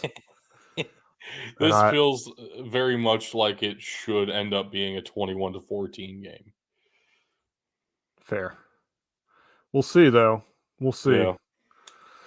Next up, I'm not as nervous about everybody taking Memphis in this one. 7:30 on ESPNU. North Texas goes to Memphis. I said we'd talk about it here in a little bit. North Texas was the turning point in the season for the Tigers last year, and it took a late game comeback. Seth Hennigan stepping up at home in Denton, Texas. Not in Memphis, in Denton, Texas, against North Texas. And the Tigers look very different after that game. Yep. He doesn't want to lose to this team more than anybody else doesn't want to lose a game ever, I think. Because when I tell you he decided to start playing and not lose that game, he played like that the rest of the year. At home in Memphis, this should be a huge turning point for them. And fun fact, Memphis Mayfire, the band, also from Denton, Texas. So that's two great things that come out of Denton and just claim Memphis as home, apparently. Wild. Wild. I just want to know how they came up with that name. Where did that come from? I don't know. And I did not know they were specifically from Denton. Yeah. That is also insane. And then the best quarterback in Memphis history is also from Denton. It's absolutely insane. Kentucky at Florida, big rivalry that Kentucky can never seem to figure out how to win. So we're all picking the Gators, although this Kentucky team is going to make it very interesting. And if this were in Lexington, I think there would be more than one of us picking the Wildcats. Yeah. When everybody looked at the Florida schedule, they're like, oh, at least they're going to get a week off against Kentucky. And then Kentucky's come out and had a very good season. But I don't know. The past couple of years, Kentucky's been, respectable. So, but this is one of the games that was going to be easier on their schedule. And I don't even know that that's necessarily true right now. I think we need to eventually have a conversation, not tonight, but we need to eventually have a conversation that the SEC has improved top to bottom significantly in the past couple of years. There is no true basement dweller as there once was. Mississippi State. Yeah, and then there's Mississippi State. Anyway. Yeah. So actually, after this, just to stay on Florida for a second, so they're home against Kentucky. Then they play Georgia. That was always a neutral site. Mm-hmm. Then they're at Texas. They're home for LSU, home for Ole Miss, and then they're at Florida State. So at least they'll have one more win this season. At Florida State, absolutely. I can't wait. I can't wait for that game. I just want to see how bad Florida State is. Colorado State at Air Force. Tug and I are both going with Air Force, although he's already got the Blue Falcon out. Colorado State's really not good, though. They're not, but neither is Air Force. Are you kidding me? You don't even get the built-in advantage of being at whatever elevation because it's Colorado State. They're also at elevation. Yeah. This is the Ram Falcon Trophy. This rivalry very well may not exist in a couple of years when Colorado State joins the Pac-12 and Air Force stays in the Mountain West. Or goes to the American. Well, they've committed to the Mountain West, at least for now. For now. So, yeah, and Mike Norvell was never going to leave Memphis, so here we are. Man, if Air Force can figure out the triple option for just a week and control the ball, if they can control the clock, they're going to put themselves in a great position to win this one. Yeah. If it's and buts or candies and nuts, Air Force will be undefeated. But they're not. Dakota Marker time. This one. Whew. national television experience for the Dakota Marker. If you've been listening to some of the North Dakota State press conferences, this is going to be heated. I might watch, depending on how the Memphis game is going, I might turn the Memphis game off and solely focus on this game. South Dakota State at North Dakota State, number 1 at number 2 in the FCS. This is going to be awesome. And this is very potentially a preview of a playoff matchup that we see later in the season. We tend to see these two in the playoffs at some point against each other. Playoffs? Yeah. And either way, the outcome of this one, these are two of the best teams in the FCS for sure. However, I am willing to bet, even if it's a field goal game, we're going to have a new number 2 after this one, because Montana State is already right there, and they're like a couple of points off in the poll. But yeah, the Jackrabbits have earned the benefit of the doubt past couple of seasons, but the Bison are certainly no joke. If you know anything about the FCS, you know that North Dakota State's very good. So that's and they're pretty dang good again this year. They won some games that didn't look like they had any right to win. I'm thinking of that ETSU game. ETSU had their number, and the Bison out-talented them at the end, which is not something you see too often at the FCS level. The Dakota States can do that. So head-to-head, this is going to be awesome. And another team that has kind of refound their way in the FCS, they've had a couple really good seasons in the past 5 years. We're talking about Weber State. They're taking on Sacramento State. You and I are both going with Weber State. Tug's taking Sacramento State. And for the record, you're going with the Jackrabbits. Tug's also going with the Jackrabbits. What do you see in Weber State that's got you convinced that they can take on Sacramento State? Or is this more that the Hornets just haven't looked that good this year? It is more that the Hornets have not looked good. Look, Northern Colorado just beat Weber State. And again, if you know anything about the FCS, you know that Northern Colorado is one of the worst teams of all time. So Weber State is not great by any means. But Sacramento State, it seems like the outside noise has gotten to them. You know, we're talking about the Sac-12 committee. We're talking about all this outside investment coming into the school now. Trying to get a move up to the FBS. Man, you just got to play football. And they have forgotten to do that. This is Eastern Washington has had good teams in recent memory. You should not be losing to Eastern Washington this season, and consider yourself ready for the FBS. Northern Arizona is on an interesting run this season. We'll see where they end up finishing up. You cannot be losing to them by 18 points and consider yourself one of the best teams in the FCS.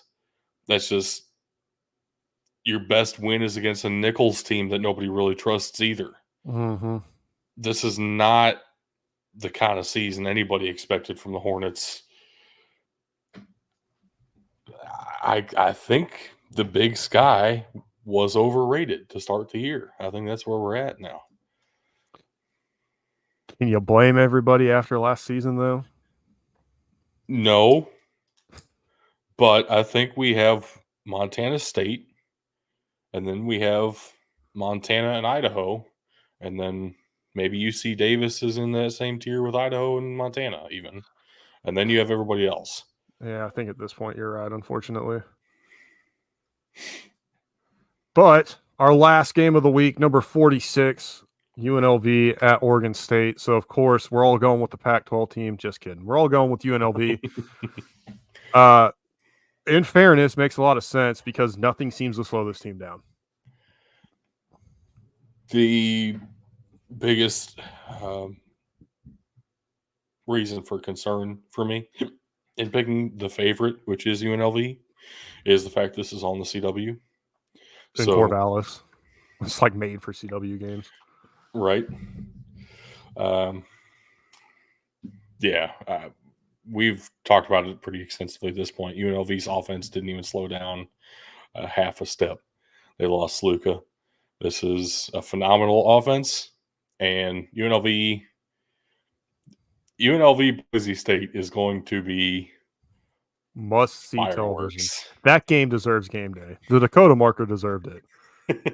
Boise State I UNLV agree. 100% deserves game day.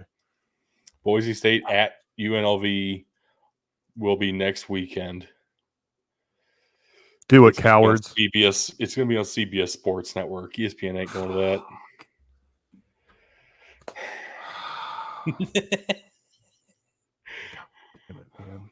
The hate is Fucking because of anus. It's a fucking Mountain West. Hey, what a great podcast. Am I right? Hey, what a great win by Western Kentucky. Too bad I didn't keep that sliding here, or else we would have all had a point already. But 31-14 for the Tops. Let's go. Gotta And love UTEP is up on FIU. That's an absolute dumpster fire of a game. But yeah, sure. Mm. Hey, what do dentists hand out for Halloween?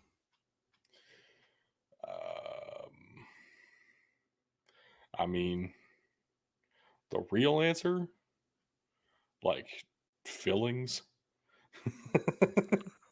Candy, because it's good for business.